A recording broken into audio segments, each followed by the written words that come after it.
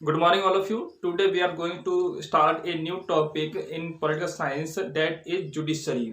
आज की इस वीडियो में हम जुडिशरी के बारे में स्टडी करने जा रहे हैं। तो आइए स्टार्ट करते हैं आज का टॉपिक। जुडिशरी को हम हिंदी में न्यायपालिका कहते हैं और आपने इसे क्लास 6 में, 7th में, 8th में भी स्टडी किया है। तो जुडिशरी का क्या मीनिंग है? इंडिया में जितने भी कोर्ट्स हैं, डिफरेंट लेवल पे जितने भी कोर्ट्स हैं, उन सबको कंबाइन करके हम क्या कहते हैं, उसे जुडिशरी कहते हैं। अगर हम सारे कोर्ट्स को एक साथ पुट कर दें तो उस सिस्टम को हम कहेंगे जुडिशरी। ठीक है। इंडिया के अंदर 3 टायर सिस्टम होता है जुडिशरी का। इंडिया के अंदर 3 टायर सिस्टम और जुडिशरी होता है। 3 टायर का क्या मतलब होता है? 3 माने 3, टायर मीन्स लेवल। 3 स्तरीय व्यवस्था है इंडिया के अंदर जुडिशरी की। इसे हम एक फिगर की हेल्प से समझ सकते हैं। यहाँ पर एक फिगर बना हुआ है जो ट्रायंगल की शेप में है और इसके मैंने 3 लेवल कर दिया है। तो जो नीचे का जो आपका यहाँ लेवल है, इस लेवल में जो कोर्ट होते हैं उसे हम कहते हैं district court. District court. And इससे अपर का जो कोर्ट होता है उसे हम कहते हैं हाई कोर्ट्स। एंड सबसे ऊपर का जो कोर्ट होगा उसे हम कहेंगे सुप्रीम कोर्ट। और इसी को 3 टायर सिस्टम कहा गया है। 3 टायर सिस्टम में क्या होता है, सबसे जो लास्ट के जो कोर्ट हैं, सब जो छोटे कोर्ट कौन से होते हैं? डिस्ट्रिक्ट कोर्ट्स होते हैं। इनसे अपर जो कोर्ट होते हैं उन्हें हम कहते हैं हाई कोर्ट्स। एंड देश का सबसे बड़ा कोर्ट कौन सा होता है? सुप्रीम कोर्ट होता है। इसीलिए इसे एपेक्स कोर्ट भी कहते हैं। इंडिया के 3 टायर सिस्टम में सबसे एपेक्स पे कौन है? सबसे चोटी पे कौन सा कोर्ट है? तो वो कौन सा कोर्ट है? सुप्रीम कोर्ट है। इसलिए इसको एपेक्स कोर्ट भी कहते हैं। इंडिया की जुडिशरी सिस्टम जो है वो एक इंटीग्रेटेड जुडिशरी सिस्टम है। इंटीग्रेटेड जुडिशरी सिस्टम है। इंटीग्रेटेड का क्या मतलब होता है? इसे हम बोलते हैं एकीकृत। एकीकृत सिस्टम है इंडिया के यहाँ। इसका क्या मतलब हुआ? सुप्रीम कोर्ट जो है इंडिया के जुडिशरी सिस्टम को कंट्रोल करता है एंड उसके नीचे जितने भी कोर्ट्स होते हैं उन सबको सुप्रीम कोर्ट का आदेश मानना पड़ता है। इंडिया का जो सिस्टम है कैसा? इंटीग्रेटेड है। इंडिया की जुडिशरी जो है वो एक इंडिपेंडेंट जुडिशरी का एग्जांपल है। इंडिया में जुडिशरी कैसी होती है? इंडिपेंडेंट होती है। इंडिया के अंदर जो लेजिस्लेचर होता है, लेजिस्लेचर जो होता है एंड जो एग्जीक्यूटिव होते हैं, उनका कंट्रोल जुडिशरी के ऊपर नहीं होता। जुडिशरी जो है इंडिया की गवर्नमेंट की इच्छा के अनुसार काम नहीं करती है ना। जैसा वो चाहेगी गवर्नमेंट उस तरह से वो काम नहीं करती है। वो अपना काम इंडिपेंडेंट करती है। तो इंडिपेंडेंट किस तरह से है? देखिए, इंडिया के अंदर जो जज का अपॉइंटमेंट किया जाता है, जज का अपॉइंटमेंट किस तरह किया जाता है? हम यहाँ बात कर रहे हैं हाई कोर्ट के जज की एंड सुप्रीम कोर्ट की जज की। अपॉइंटमेंट कैसे किया जाता है इनका? देखिए, high court and supreme court के जज का अपॉइंटमेंट किया जाता है प्रेसिडेंट के द्वारा से। प्रेसिडेंट ने सबसे पहले अपॉइंटमेंट किया था चीफ जस्टिस ऑफ इंडिया का। जो सुप्रीम कोर्ट का मेन जज होता है उसे हम कहते हैं chief justice of India. President ने उसका अपॉइंटमेंट कर दिया। अब बाकी के जज जो होते हैं उसका अपॉइंटमेंट कैसे किया जाता है? सुप्रीम कोर्ट के जज जितने भी होते हैं उनके अपॉइंटमेंट करने के लिए प्रेसिडेंट जो होता है चीफ जस्टिस की सलाह लेता है। इस तरह से इसके अंदर किसी भी एग्जीक्यूटिव का कोई भी कंट्रोल नहीं होता। इसीलिए कोई भी गवर्नमेंट उनको प्रेशराइज नहीं कर सकती है और वो अपना काम जो होते हैं इंडिपेंडेंट करते हैं। इन जज को हटाना भी बहुत मुश्किल होता है। इनको रिमूव कैसे किया जाता है? देखिए, इनको रिमूव करने का जो प्रोसीजर है वो इतना हार्ड है जितना प्रेसिडेंट को रिमूव करना। इनको रिमूव करने का सिर्फ एक ही तरीका होता है कि इनके खिलाफ में हम इम्पीचमेंट लगाएं, जैसे हम प्रेसिडेंट के ऊपर लगाते हैं। और वो हर हाउस में, आपके लोकसभा एंड राज्यसभा में 2/3 मेजोरिटी से पास होना चाहिए। 2/3 मेजोरिटी से पास होना चाहिए, तब जाकर हम उनको हटा सकते हैं। इतनी आसानी से हम इनको हटा नहीं सकते हैं, है ना। और आज तक किसी भी जज के ऊपर इम्पीचमेंट नहीं लगा। तो इससे प्रूव होता है कि इंडिया की जुडिशरी कैसी एक मजबूत है और काफी अच्छी है। यहाँ पे आपने अपॉइंटमेंट देखा कि अपॉइंटमेंट करने में किसी भी एग्जीक्यूटिव का कोई हाथ नहीं है और उनको हटाना भी कैसा है? काफी मुश्किल है। तो इस तरह से इंडिया की जुडिशरी कैसी है, काफी मजबूत है और वो इंडिपेंडेंट है। इंडिपेंडेंट क्यों है, क्योंकि किसी भी एग्जीक्यूटिव का, किसी भी लेजिस्लेचर का इसमें कोई भी कंट्रोल नहीं होता है। इंडिया की जुडिशरी वर्ल्ड में सबसे पावरफुल जुडिशरी मानी जाती है। तो इसे हम पावरफुल क्यों मानते हैं, क्योंकि इसके पास में बहुत अधिक पावर्स होती हैं। तो आइए हम देखते हैं जुडिशरी की कुछ पावर्स। इंडिया की जो जुडिशरी है उसे राइट है कि वो कॉन्स्टिट्यूशन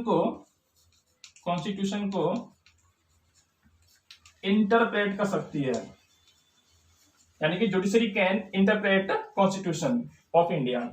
इंटरप्रेट का मतलब होता है व्याख्या करना, यानी कि कॉन्स्टिट्यूशन को वो एक्सटेंड कर सकती है। दूसरी बात, इंडिया की जुडिशरी जो है गवर्नमेंट के किसी भी एक्शन मीन्स काम, और किसी भी लॉ मीन्स कानून, इनको इनवैलिड भी कर सकती है। इनवैलिड का मतलब क्या है कि अवैध, यानी कि ये आपके अच्छे कानून नहीं है तो उसने क्या किया, उनको रद्द कर दिया। अब रद्द कैसे कर दिया और क्यों कर दिया? देखिए, इंडिया की जुडिशरी जो होती है, गवर्नमेंट किसी भी काम को, किसी भी लॉ को चेक करती है और उसे ऐसा लगता है कि ये कॉन्स्टिट्यूशन की स्पिरिट से बाहर है, यानी कि ये कॉन्स्टिट्यूशन के प्रोविजन से मैच नहीं खा रहा है ना, तो वो उनको इनवैलिड भी घोषित कर सकती है। और इसको हम कहते हैं जुडिशियल रिव्यू। जुडिशियल रिव्यू एक टर्म है, इसका मतलब क्या होता है? इसका मतलब होता है कि इंडिया की जुडिशरी जो है, सुप्रीम कोर्ट और हाई कोर्ट, गवर्नमेंट के किसी भी काम को, किसी भी लॉ को इनवैलिड कर सकते हैं अगर उनको ऐसा लगता है कि ये गवर्नमेंट का कोई भी काम या कोई भी एक्ट कॉन्स्टिट्यूशन के प्रोविजन से वो मैच नहीं कर रहे हैं, तो वो उनको इनवैलिड कर सकते हैं। यहाँ पे हमने बात करी सुप्रीम कोर्ट की और हाई कोर्ट की। इस वाले पॉइंट के अंदर सुप्रीम कोर्ट ने नेशनल लेवल पे कर दिया और हाई कोर्ट ने उसको स्टेट लेवल पर इनवैलिड कर दिया है। ओके, तो गवर्नमेंट किसी भी काम को वो इनवैलिड कर सकती है और लॉ को भी इनवैलिड कर सकती है। इससे प्रूव होता है कि इंडिया की जुडिशरी कैसी है, पावरफुल है। इंडिया की जुडिशरी के पास में राइट है कि वो इंडिया के सिटीजन्स की फंडामेंटल राइट की प्रोटेक्शन करे। इसलिए इंडिया में सुप्रीम कोर्ट को और हाई कोर्ट को क्या बोला गया? Defender of fundamental rights. अगर किसी भी पर्सन के फंडामेंटल राइट्स गवर्नमेंट किसी भी एक्शन से, किसी भी लॉ से प्रभावित होते हैं, तो वो पर्सन कोर्ट जा सकता है और अपने राइट को वो वापस ले सकता है ना। तो सुप्रीम कोर्ट एक गार्जियंस की तरह राइट्स की रक्षा करता है। अगर आपसे कोई पूछता है कि ऐसा कौन सा कोर्ट है जो सिटीजन्स की राइट की रक्षा गार्जियंस की तरह करता है, तो आपका आंसर होगा सुप्रीम कोर्ट, है ना। तो सुप्रीम कोर्ट और हाई कोर्ट के पास में यहाँ पर पावर है कि किसी भी सिटीजन के फंडामेंटल राइट की रक्षा कर सकते हैं और इसके लिए वो लोग रिट जारी करते हैं। इसी तरह से जो पब्लिक है, अगर उनको ऐसा लगता है कि उनके पब्लिक इंटरेस्ट प्रभावित हो रहे हैं गवर्नमेंट किसी भी काम से, कोर्ट जा सकते हैं और इसे हम कहते हैं PIL, यानी कि पब्लिक इंटरेस्ट लिटिगेशन, और इसे हिंदी में कहते हैं जनहित याचिका। तो यानी कि इसका क्या मतलब होता है कि अगर किसी पर्सन को ऐसा लगता है कि उसके पब्लिक इंटरेस्ट प्रभावित हो रहे हैं, तो उसे कोर्ट जाने का अधिकार होता है और कोर्ट में वो अपील कर सकता है। इंडिया में जो लोग हैं उनका बहुत अधिक विश्वास होता है जुडिशरी के अंदर। क्यों? आपने देखा कि उसे कोर्ट जाने का अधिकार है और सिटीजन्स की राइट की रक्षा की जाती है ना। तो इन सब चीजों से प्रूव होता है कि इंडिया की जुडिशरी कैसी है, काफी पावरफुल है। अगर पावरफुल नहीं होती तो शायद लोग उस पर विश्वास नहीं करते। आपने जुडिशरी की हेडिंग के अंदर देखा कि इंडिया जुडिशरी कैसी होती है, इंडिपेंडेंट होती है और काफी पावरफुल होती है। अब आइए देखते हैं कि इसमें सुप्रीम कोर्ट का रोल क्या है। तो हेडिंग क्या होगी आपकी? सुप्रीम कोर्ट, है ना। सुप्रीम कोर्ट जो है आपके देश का एक एपेक्स कोर्ट होता है। एपेक्स मीन्स होता है चोटी का, यानी सबसे ऊपर का कोर्ट होता है। इससे ऊपर कोई भी कोर्ट नहीं होता, है ना। इसके अंदर जो टोटल जज होते हैं, टोटल जज कितने होते हैं इसके अंदर?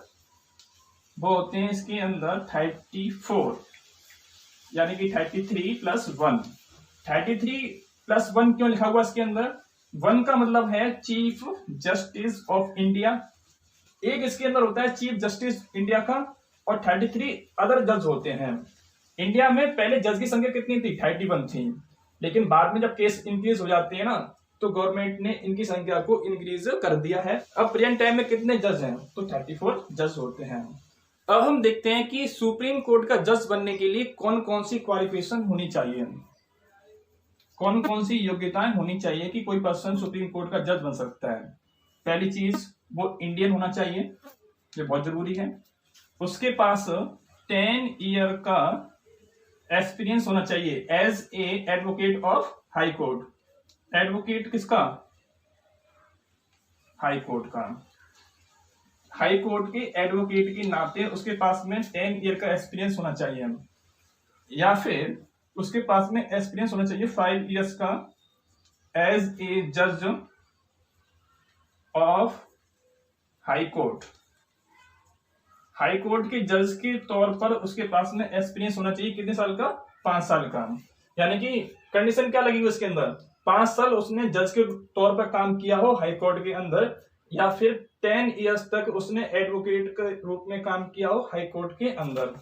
इसके अलावा वो जूरिस्ट होना चाहिए। जूरिस्ट का मतलब होता है एक्सपर्ट इन लॉ, वो लॉ के अंदर एक्सपर्ट होना चाहिए। तो ये कुछ क्वालिफिकेशन है जिसके आधार पर कोई भी पर्सन सुप्रीम कोर्ट का जज बन सकता है। नेक्स्ट देखते हैं इसका अपॉइंटमेंट। सुप्रीम कोर्ट के जज का अपॉइंटमेंट किया जाता है प्रेसिडेंट के द्वारा से। प्रेसिडेंट के द्वारा से। चीफ जस्टिस का अपॉइंटमेंट किसने किया? प्रेसिडेंट ने किया, है ना। चीफ जस्टिस ऑफ इंडिया का प्रेसिडेंट ने अपॉइंटमेंट कर दिया। ओके, अब जो अदर जज होते हैं उनका अपॉइंटमेंट कैसे किया जाएगा?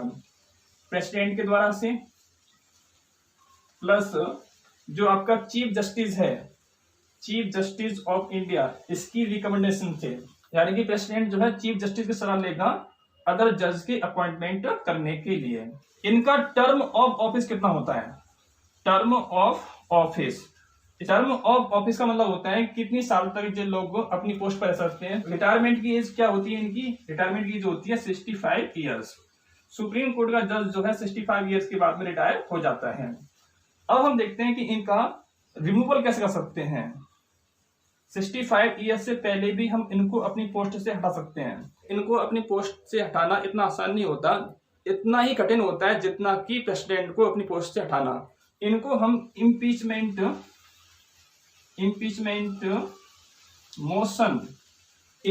मोशन को हम कह सकते हैं अविश्वास प्रस्ताव, है ना। तो इसके माध्यम से हम सुप्रीम कोर्ट के जज को हटा सकते हैं। तो क्या होता है, इसके अंदर दो आपके हाउस होते हैं, लोकसभा एंड राज्यसभा। तो दोनों हाउस में इसे पास होना पड़ेगा 2/3 मेजोरिटी से। अगर दोनों हाउस में इम्पीचमेंट मोशन पास हो जाता है, इसे हम कहते हैं अविश्वास प्रस्ताव। उस कंडीशन में आपके सुप्रीम कोर्ट के जज को हटा सकता है कौन? प्रेसिडेंट। इंडिया के फर्स्ट चीफ जस्टिस हीरालाल जे कानिया। इंडिया की फर्स्ट वुमन चीफ जस्टिस कौन सी थी? उनका नाम था फातिमा बीबी। इंडिया की first woman chief justice high court की, वुमन चीफ जस्टिस किसकी? हाई कोर्ट की। वो कौन थी? उनका नाम था लीला सेठ, और ये कहां पे थी? हिमाचल प्रदेश के हाई कोर्ट की चीफ जस्टिस थी। अब हम सुप्रीम कोर्ट की पावर्स के बारे में स्टडी करेंगे। सुप्रीम कोर्ट की पावर को हम 3 कैटेगरी के अंदर डिवाइड कर सकते हैं। फर्स्ट होता है इसके अंदर ओरिजिनल जुरिस्डिक्शन। इसके अंदर क्या होता है, सुप्रीम कोर्ट के अंदर कौन कौन से केस जा सकते हैं? Dispute between citizens of the country. इसी तरह से dispute between government and citizen, dispute between central government and state government, dispute between central government and two और मोर देन टू और मोर स्टेट्स। देखिए पहला क्या लिखा इसके अंदर, डिस्प्यूट बिटवीन सिटीजन्स। अगर कुछ सिटीजन्स की आपस में कोई डिस्प्यूट है तो वो केस जा सकता है आपका सुप्रीम कोर्ट जा सकता है। इसी तरह से गवर्नमेंट और सिटीजन के बीच में कोई डिस्प्यूट है तो वो केस भी जा सकता है आपका सुप्रीम कोर्ट में। सेंट्रल गवर्नमेंट और स्टेट गवर्नमेंट के बीच में अगर कोई डिस्प्यूट है तो वो जा सकता है आपका कहां पर, सुप्रीम कोर्ट में जा सकता है। इसी तरह से सेंट्रल गवर्नमेंट, इसे आप यूनियन गवर्नमेंट कह सकते हैं, उसका डिस्प्यूट 2 से अधिक स्टेट से अगर हो गया तो वो केस भी जा सकता है आपका सुप्रीम कोर्ट। इसी तरह से डिस्प्यूट बिटवीन 2 और मोर स्टेट गवर्नमेंट, अगर 2 या 2 से अधिक स्टेट गवर्नमेंट के बीच में डिस्प्यूट हो गया है तो वो डिस्प्यूट का फैसला कहां पे होगा, सुप्रीम कोर्ट में होगा। अब हम देखते हैं इसकी नेक्स्ट पावर, अपेलेट जुरिस्डिक्शन। इसे हम हिंदी में कहते हैं अपीलीय, यानी कि अपील करना। जुरिस्डिक्शन का मतलब क्या होता है, क्षेत्राधिकार। अपीलीय क्षेत्राधिकार। देखिए इसके अंदर क्या होता है, सुप्रीम कोर्ट के पास में एक राइट है कि वो हाई कोर्ट के विरुद्ध में अपील को सुन सकता है। सुप्रीम कोर्ट जो है आपका एपेक्स कोर्ट है। एपेक्स कोर्ट का मतलब क्या है, सबसे बड़ा कोर्ट है किसका, अपील सुनने का। Apex court of appeal. Supreme court जो है अपेक्स कोर्ट है किसका, अपील का। और 2 तरह के केस होते हैं, एक होता है सिविल केस एंड दूसरा होता है क्रिमिनल केस। दोनों तरह के केसेस में सुप्रीम कोर्ट अपील सुन सकता है ना। तो supreme court is the highest court of appeal of both civil case and criminal cases. Supreme court high court के किसी भी जजमेंट के खिलाफ में अपील सुन सकता है। ओके, जिसका क्या होता है, अपीलीय क्षेत्राधिकार होता है। इसे हम कहते हैं अपेलेट जुरिस्डिक्शन। थर्ड होता है इसके अंदर एडवाइजरी जुरिस्डिक्शन। एडवाइस का मतलब क्या होता है, सलाह देना। सुप्रीम कोर्ट जो है एडवाइस दे सकता है। देखो उसके अंदर क्या लिखा हुआ, एडवाइस लिखा हुआ इसके अंदर, है ना। सुप्रीम कोर्ट जो है एडवाइस दे सकता है कि वो प्रेसिडेंट को एडवाइस भी दे सकता है। अगर प्रेसिडेंट ने सुप्रीम कोर्ट से कोई एडवाइस मांगी है तो वो उसको दे सकता है ना। जो होता है इसका एडवाइजरी जुरिस्डिक्शन। लेकिन एडवाइस तो दे दी उसने, लेकिन मानना ना मानना प्रेसिडेंट के हाथ में होता है। प्रेसिडेंट के ऊपर कोई मजबूरी नहीं है कि उसको माननी पड़ेगी। ठीक है, प्रेसिडेंट उसको मान भी सकता है और प्रेसिडेंट उसको नहीं मान सकता है। तो ये कुछ पावर्स थी किसकी, सुप्रीम कोर्ट की। इनके अलावा आपने देखा कि सुप्रीम कोर्ट जो है वो किसी भी फैसले को क्या कर सकता है, इनवैलिड कर सकता है। इसे हम कहते हैं जुडिशियल रिव्यू। सुप्रीम कोर्ट के पास में एक पावर और होती है, इसे हम कहते हैं जुडिशियल रिव्यू, है ना। तो इसमें क्या होता है कि इसमें सुप्रीम कोर्ट जो है गवर्नमेंट के किसी भी एक्शन को या किसी भी लॉ को इनवैलिड कर सकता है। अगर उसे ऐसा लगता है कि गवर्नमेंट का कोई भी काम या कोई भी लॉ कॉन्स्टिट्यूशन की स्पिरिट से मैच नहीं कर रहा है, कॉन्स्टिट्यूशन के प्रोविजन से उसका कोई संबंध नहीं है, तो वो उसको इनवैलिड कर सकता है। सुप्रीम कोर्ट जो है सिटीजन्स के फंडामेंटल राइट की रक्षा भी करता है।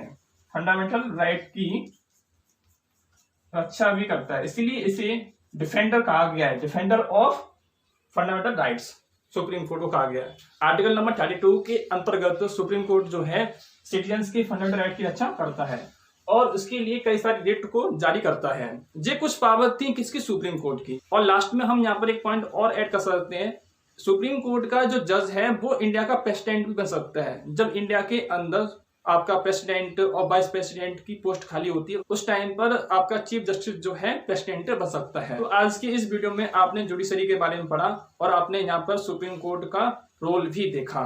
तो आई होप आपको आज का टॉपिक समझ में आ गया होगा। आज के इस वीडियो में सिर्फ इतना ही। Thank you.